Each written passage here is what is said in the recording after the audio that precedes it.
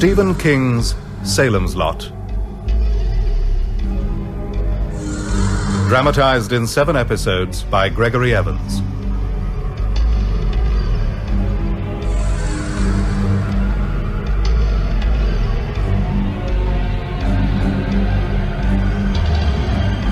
Episode 4.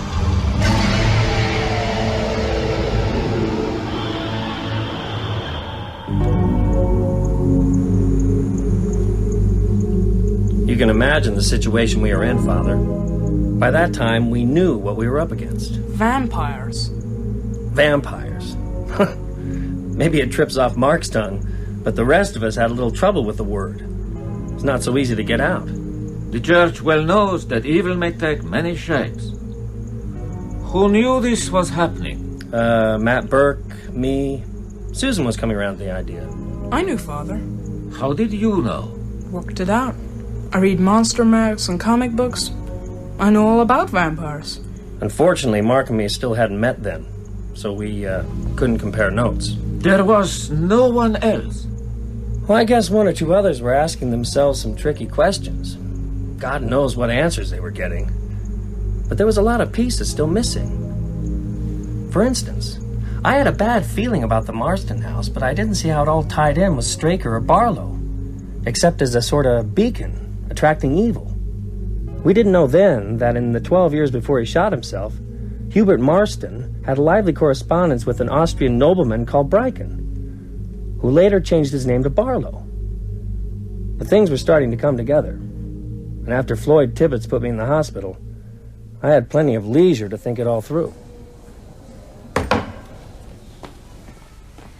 Ben, you asleep? Susan, my God, you look good. Come here. Oh, I love you, Ben. I love you too. If I could jump in bed with you right now. Just let me pull back the sheet. How would I explain it to the nurses? Tell them you're checking my pulse. Ben? Yeah. A lot's happened in town. Like what? How much of this Count Dracula stuff do you really believe? Matt told you everything? Matt's here in the hospital. 1 floor up in intensive care. What? Why? Heart attack. Oh, God, how serious? Dr. Cody says his condition is stable. I was there when it happened. Oh, tell me about it. First, answer my question. Well, about vampires? Yes. Well, let me guess what you think. You think the Marston house has screwed my brain, right? Well, I'd never put it in such harsh terms, Ben, but I can't believe... Stop. That word can't blocks up everything. That's where I got stuck. Tell me what happened last night and leave can't on one side for a while. Matt had just finished telling me about Mike Ryerson when he heard someone upstairs. Uh-huh. He was very scared, but he went up alone. I heard him call out, then... I can't. No, can't. Put it aside. Just tell me what happened. There was a thud, like something had fallen. I heard a voice. Whose voice? Well, it was odd. Distorted. It sounded like Mike Ryerson. It can't have been, of course. That word again. Ben, it can't. Mike's dead. Maybe it was a tape recording. Maybe... Oh, Susan. I don't know. Matt murdered Mike, cooked up the vampire story, and did a ventriloquist act while I was downstairs. What, then gave himself a heart attack to make it all more real? Right. Something really happened to Matt. Something that scared him almost to death. But not vampires. It's not rational. No, there's a lot going on in Salem's Lot that's not rational. Take your ex, for instance. I'm sorry, Ben. That's a side of Floyd I never saw. I can't understand it. Well, where's Floyd now? In jail. Parkins Gillespie's waiting to see if you want to press charges. Yeah. I don't want Floyd charged, but I do want to talk to him. About us? No, about why he came at me wearing an overcoat, a hat, dark glasses, and gloves. What? Yeah. Yeah, the sun was out. It was shining on him. I don't think Floyd liked that. Hey, Floyd, wake up. I got your dinner. Hey, come on, Floyd. I got your dinner. Move yourself. Floyd, time to wake up. Nolly! Nolly! What the hell you doing in there, Nolly? Are you calling the hogs? Floyd Tibbets won't move, Park. Don't seem to have shifted off his bunk for more than 20 hours. You think he's sick? Well, if he is, beating the bars with that goddamn tray won't make him any better. Here, give me the keys. Careful, Park. Could be playing possum. Waiting to jump you. Oh, Nolly, you've been watching TV again. Floyd. Floyd, are you all right? He's dead, ain't he? Right the first time, boy. Jesus, he don't look dead. Looks more like he's cutting a few Z's. Yeah. Well, it's just like Mike Ryerson.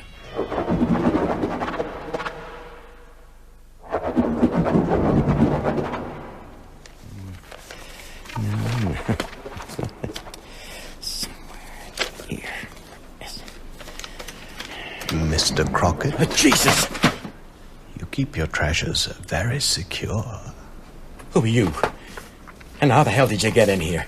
Damn place is locked tight. Please, Mr. Crockett. Right. Step out of the shadows. Keep your hands where I can see 'em, mister. Now, unless you want me to blow a hole in that fancy-looking suit... I am Barlow. Oh, shit. Straker's boss. I thought you were out of town. Not anymore. As you see, Mr. Crockett. Did Straker steal a key? Because if he did, I want it back. I'd done some stuff for you, and Straker paid me well. But this is a private office. Put the gun down, Mr. Crockett. It can do no good. No good. So many guns in America. Such faith in these toys. This is a strange land. I was told of your town by a brilliant man, a former townsman himself, now, sadly, deceased. He was right. The folk here are full-blooded, stuffed with aggression and darkness so necessary to... there are no words for it in English. Poco, Verdelak, Ehrlich. Do you follow? Yes. Come to me, Mr. Crockett. I want to thank you for helping me to settle into your so perfect town. My leisure. No. No. My pleasure.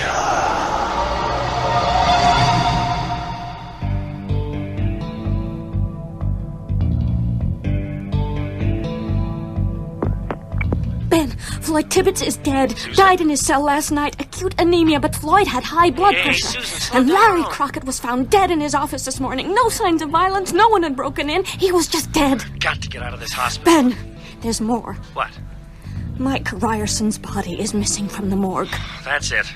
Susan, have you got a crucifix? I've got some love beads. I'm serious. Can you get one tonight? I've got a girlfriend who's a Catholic. I could walk No, over... stay in the house. Make one. Leave it by your bed. Ben, I don't believe this. Don't care what you believe. Just make the cross. Humor me, please. Okay. Can you come to the hospital tomorrow around 10? Yes. Good. We'll go up and see Matt. Tell him everything that's happened. Then we better talk to Dr. James Cody. He'll think you're crazy, Ben. You must know that. Maybe. But it all seems more real after dark. Wouldn't you say?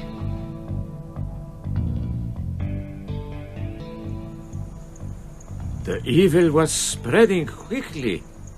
Yes. Far more quickly than we ever realized. And you, Mark, Father? you were confronted with one of these creatures. Yeah. Ben and me worked it out later. It must have been that same night, after Danny Glick's funeral. Mom and Dad had gone to bed, I was asleep. Then something woke me. A noise in the dark.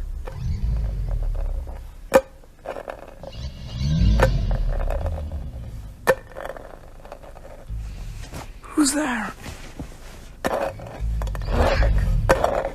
Mark, it's me. Danny.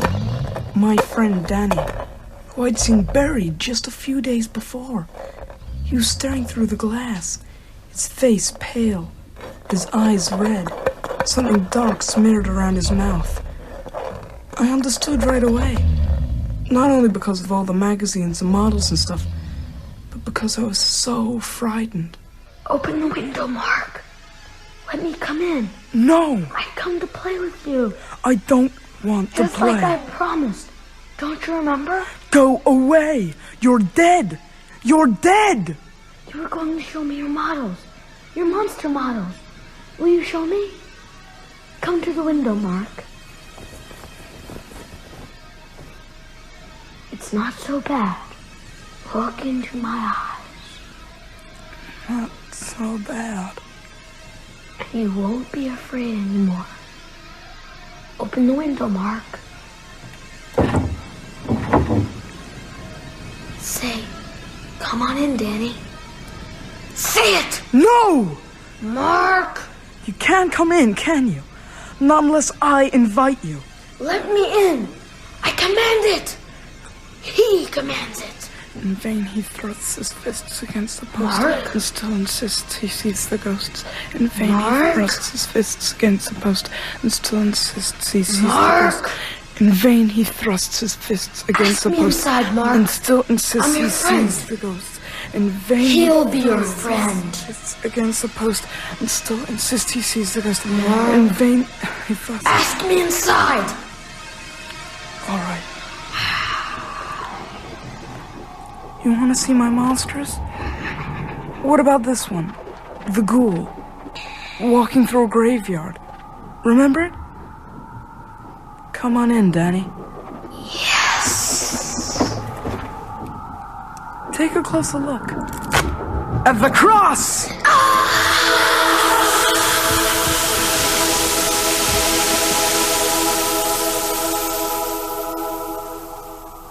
When I touched him with that little plastic cross broken off the model, it went through his flesh like he was smoke. So I kept a hold of it as I went back to sleep. Matt Burke faces something like that and gets a heart attack brought on by fright. Mark, he turns over and goes back to sleep. I guess that's the difference between men and boys. I heard Mark's story much later, of course.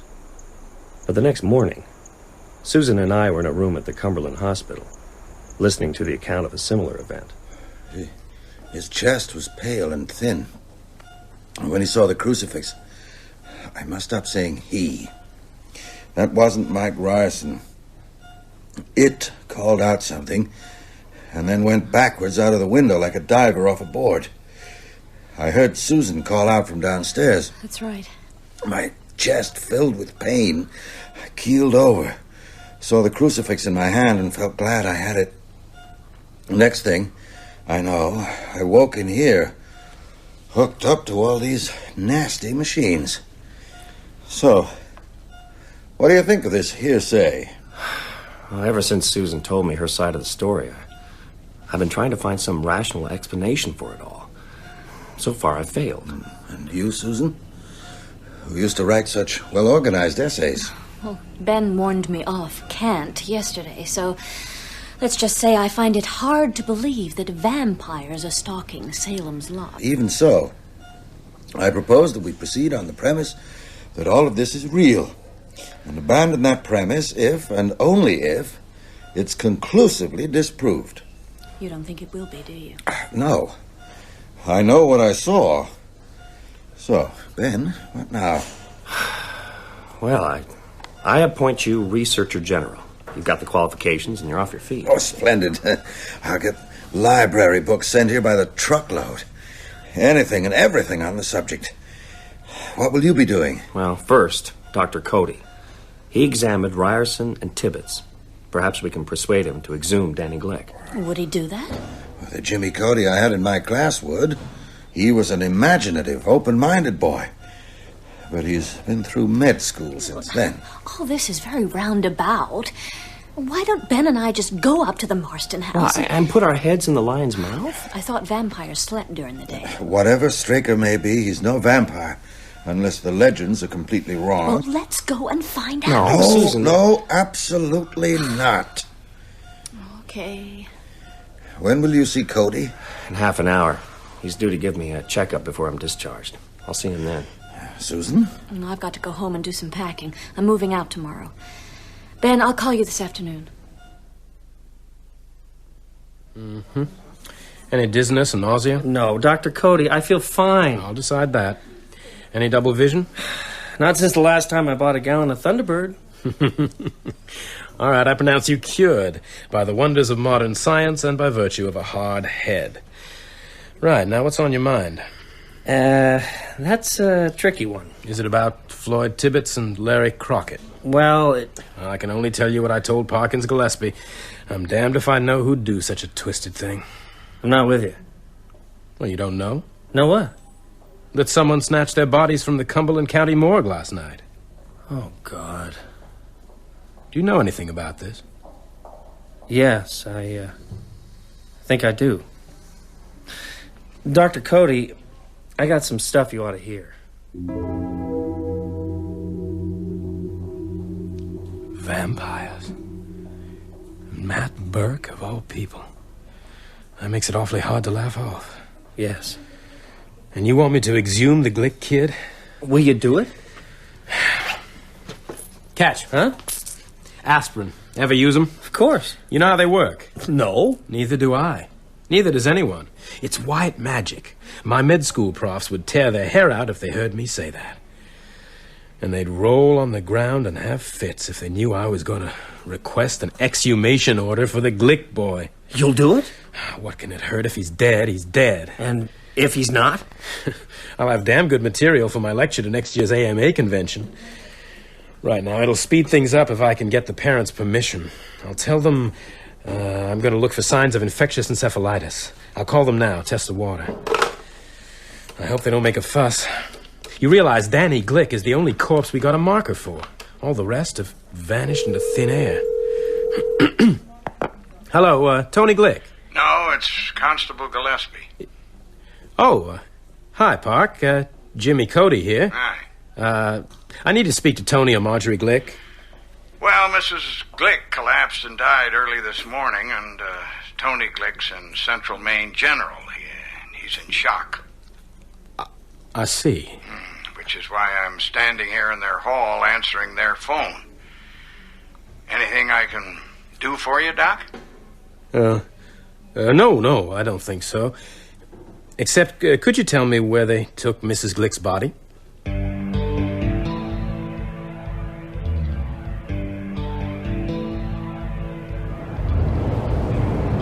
You know, Ben, this is a paranoid's dream.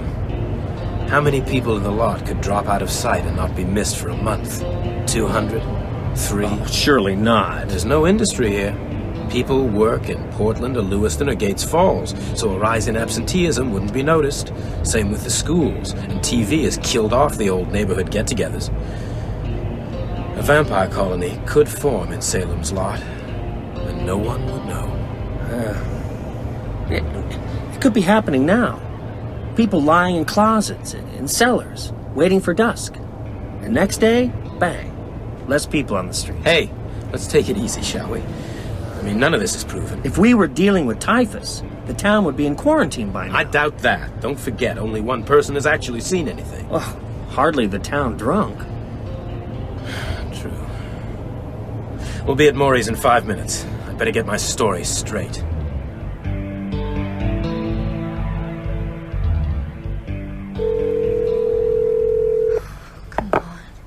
Hello? Mrs. Miller, this is Susan Norton. Is Ben there? I'm sorry, Susan. He got in from the hospital about 2:30 and went out straight away with Dr. Cody. Did he say when he'd be back? Not to me. Oh, thanks, Mrs. Miller. Can I give him a message? Tell him I'm trying the direct approach. Say I've gone to the house. The house? He'll know where I mean. And tell him not to worry. I'll take precautions. Maury, I want you to meet a good friend of mine. Maury Green, Ben Mears. Good to meet you, Maury. Shalom, Ben. Any friend of Jimmy's? Maury, we've come to ask a favor. A big favor. Hey, and what have you ever done for me?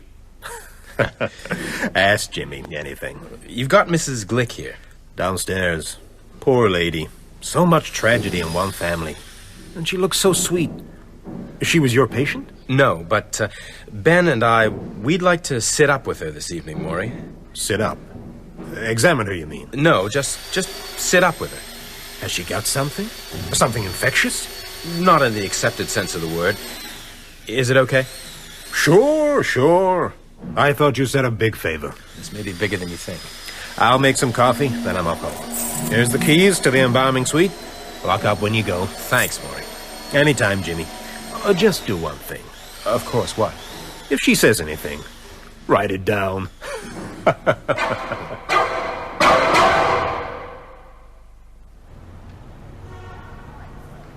9 carats. Very popular design. Yeah, I wanted something a little more religious.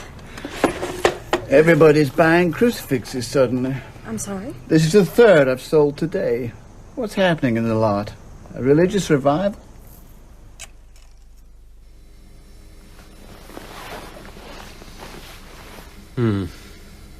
Interesting. No visible trauma. Without an autopsy, it's impossible to say how she died. But her condition Is strikingly similar to Mike Ryerson's. You could see for yourself. No surface lividity. No rigor. If I didn't know, I'd say she'd been dead all of 5 minutes. And now? We wait.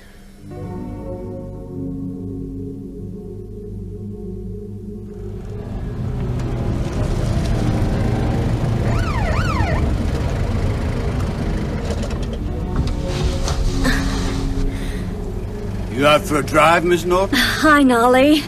I'm afraid I've taken a wrong turn. Guess you must. This road don't lead nowhere but the Marson house. Is that where you've just been? Guess so. Oh, did you meet the mysterious Mr. Barlow? What's he like? Everyone's dying to know. Lord knows, there's no one there. So, Mr. Straker... No sign of her. You better drive to the end, Miss Norton. Then turn round, head back the way you came. See ya. Bye, Nolly.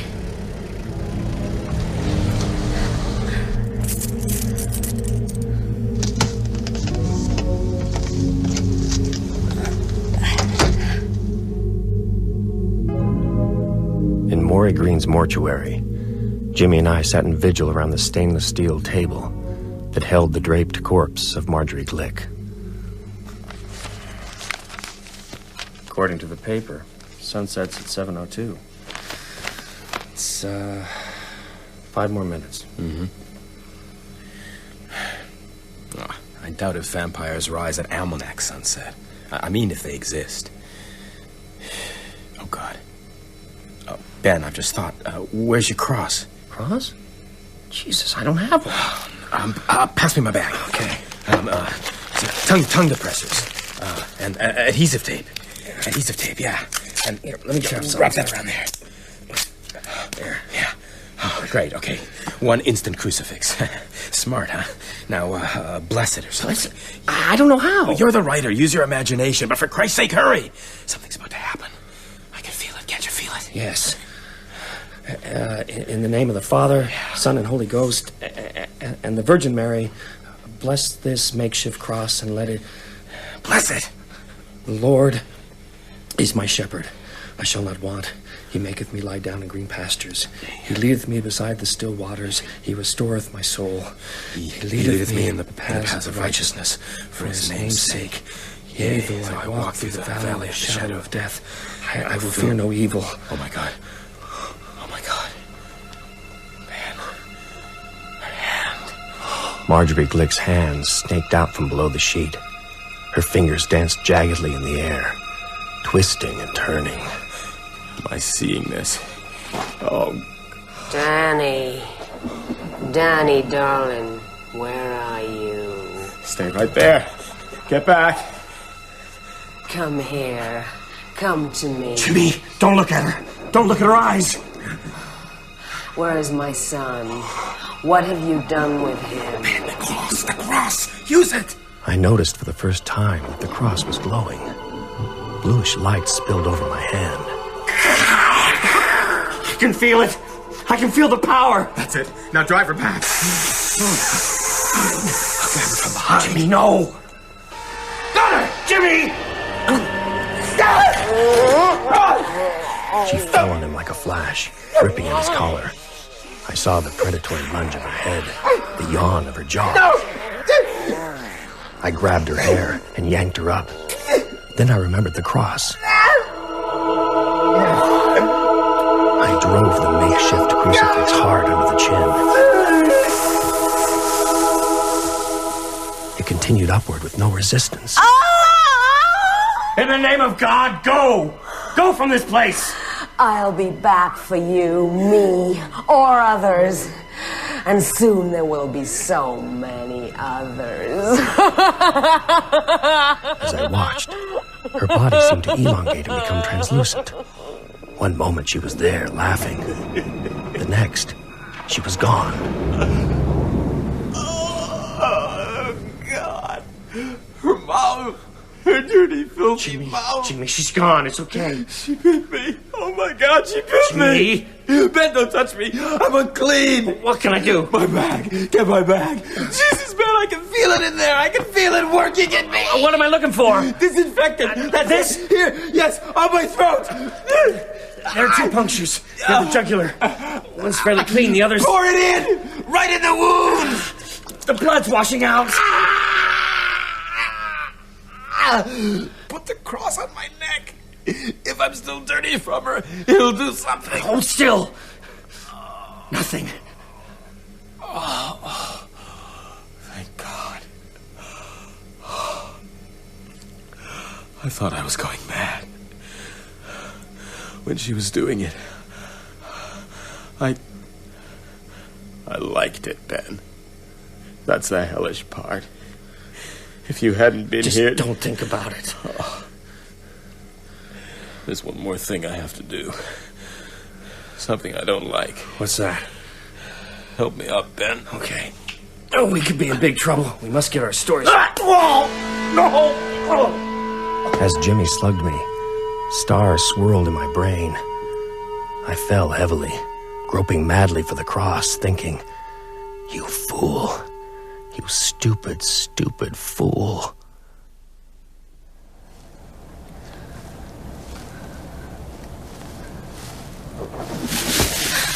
Who's there? I know there's someone there. Please. Come out now. Show yourself.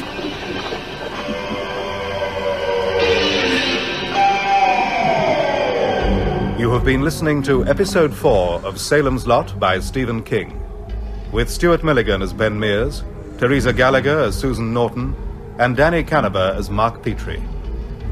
Doug Bradley played Barlow, Gavin Muir, Matt Burke, Kerry Shale, Jimmy Cody, Peter Yapp, Father Grathon, Don Fellows, Parkins Gillespie, Matt Zimmerman, Larry Crockett, David Freed, Danny Glick, Francis Jeter, Eva Miller, George Parsons, Nolly Gardner, Raymond Sawyer, Maury Green, and Natasha Pine, Marjorie Glick. Salem's Lot is dramatized in 7 episodes by Gregory Evans.